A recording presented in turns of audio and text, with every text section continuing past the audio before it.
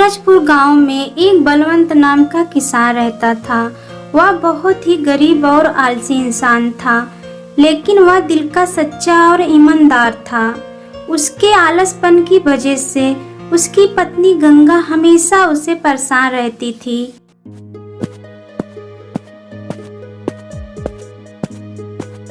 अरे वाह, आज का मौसम कितना अच्छा है। अगर ऐसा मौसम रोज रहता तो कितना अच्छा होता। तभी उसे उस रास्ते में गांव के जमींदार दिखाई पड़ते हैं। अरे बलवंत, कैसे हो? अरे जमींदार जी प्रणाम। आप और यहाँ कैसे आना पड़ा? बस बलवंत, ऐसे ही आ गया। वैसे तुम बताओ, यहाँ क्या कर रहे हो? फिलहाल मुझे एक आदमी की जरूरत है। क्या तुम मेरे यहाँ नौकरी करोगे? मुझे एक ईमानदार आदमी की जरूरत है। मुझे लगता है तुम मेरे लिए सबसे अच्छे हो। नौकरी? अगर मैं इसके यहाँ नौकरी कर लिया तो फिर मुझसे बहुत काम करवाएगा, और तो और मेरी नींदें हराम हो जाएगी और मैं ऐसे मौसम का आनंद भी नहीं ले पाऊंगा। नहीं नहीं, ये नौकरी मैं नहीं करूँगा। जमींदार जी, मैं आपके यहाँ नौकरी नहीं कर सकता। क्यों भाई, ऐसा क्यों बोल रहे हो? पता है तुमको, मेरे गोदाम में रोज नौकरी के लिए हजारों लोगों की लाइन लगती है, और तुम बोल रहे हो मैं नौकरी नहीं करूँगा। ऐसी बात नहीं जमींदार जी, मुझे अपने खेत का भी तो ख्याल रखना पड़ता है। अगर मैं आपके यहाँ नौकरी कर लिया तो मेरे खेत का फसल खराब हो जाएगा। फसल? कौन सा फसल? अभी तेरे खेत से ही आ रहा हूँ, वहाँ तो कोई फसल नहीं है। ये बोलकर जमींदार वहां से चला जाता है और बलवंत आलसी होने के कारण जमींदार से झूठ बोलकर अपने घर जाने लगता है। तभी रास्ते में उसे एक बूढ़ा आदमी दिखाई पड़ता है। अरे बेटा सुनो, तुम कहाँ जा रहे हो? बलवंत उस बूढ़े आदमी के पास चला जाता है। क्या हुआ बाबा, आप बहुत परेशान लग रहे हो।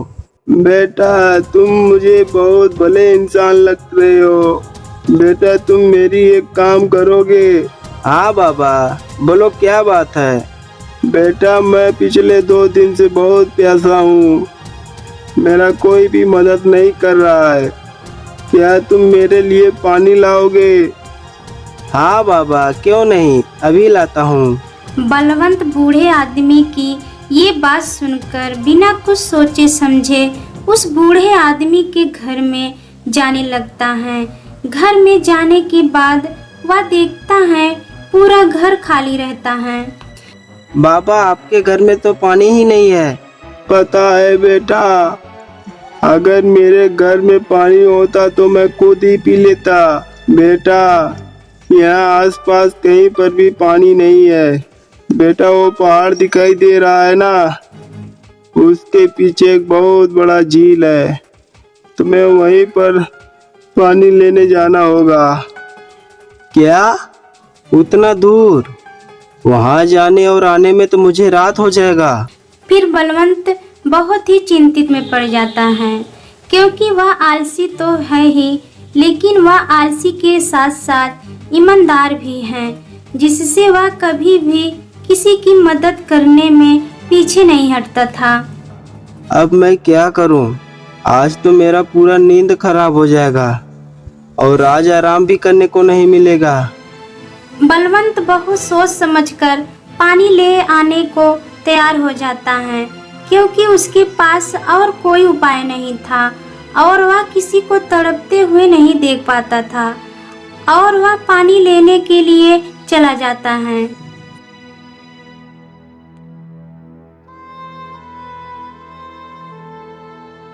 अभी और कितना दूर जाना पड़ेगा? मैं तो पूरी तरह थक गया हूँ। तभी रास्ते में उसे एक पेड़ दिखाई देता है। बस बस, अब नहीं चला जाता। क्यों ना मैं थोड़ी देर यहाँ आराम कर लूँ, मेरे शरीर का थकान भी दूर हो जाएगा।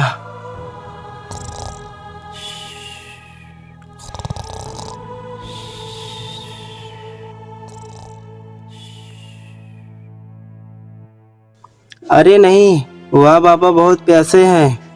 वह मेरे ऊपर आस लगाए बैठे हैं।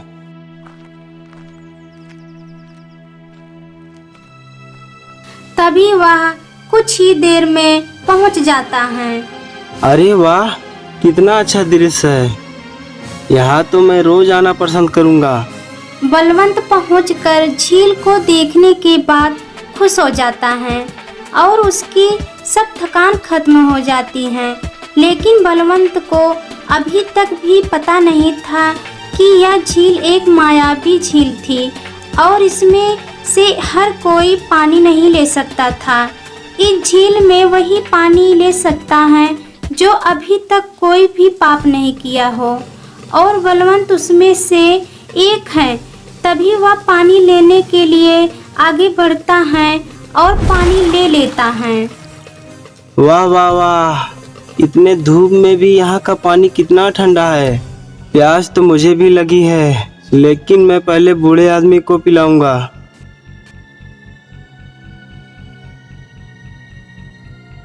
तभी बलवंत पानी लेकर आता है। आते आते रात हो जाता है, लेकिन बलवंत देखता है वह बूढ़ा आदमी वहाँ पर नहीं था। बाबा, ओ बाबा, अरे कहाँ चले गए बाबा? मैं पानी लेकर आया हूँ, आइए और पी लीजिए। बलवंत बूढ़े आदमी को सब जगह ढूंढ लेता है, लेकिन बूढ़ा आदमी वहाँ नहीं था। अब क्या नई मुसीबत शुरू हो गई। भगवान जिन्होंने मुझे पानी लेने भेजा था वो खुद गायब हो गए।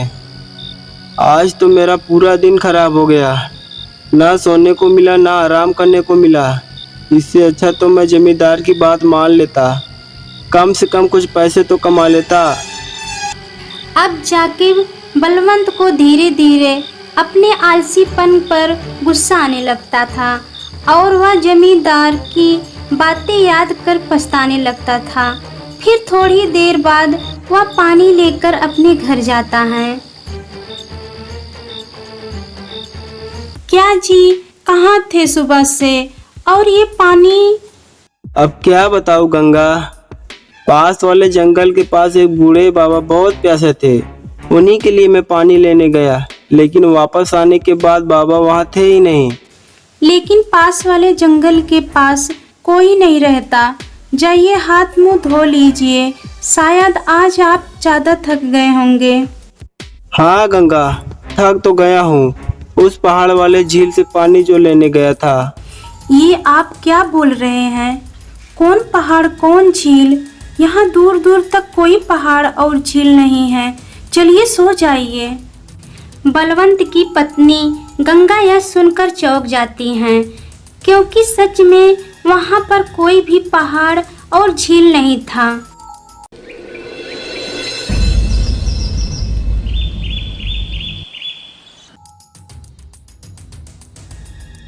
आज आप इतना जल्दी कैसे उठ गए? गंगा, मैं बहुत टेंशन में हूँ। जाओ और मेरे लिए पानी लेकर आओ। गंगा जैसे ही पानी लेने जाती हैं, तो वह देखती हैं पानी की जगह वह घड़ा सोने के सिक्कों से भरा था। गंगा दौड़ते हुए बलवंत के पास आती हैं, सब बताती हैं। तभी बलवंत भी जाकर देखा है तो गंगा की बात सही होती है। अब मैं सब समझ गया। वो बूढ़ा बाबा और कोई नहीं, बल्कि वो कुल देवता थे जो हमें अच्छी राह दिखाने की कोशिश कर रहे थे। धन्यवाद भगवान, धन्यवाद।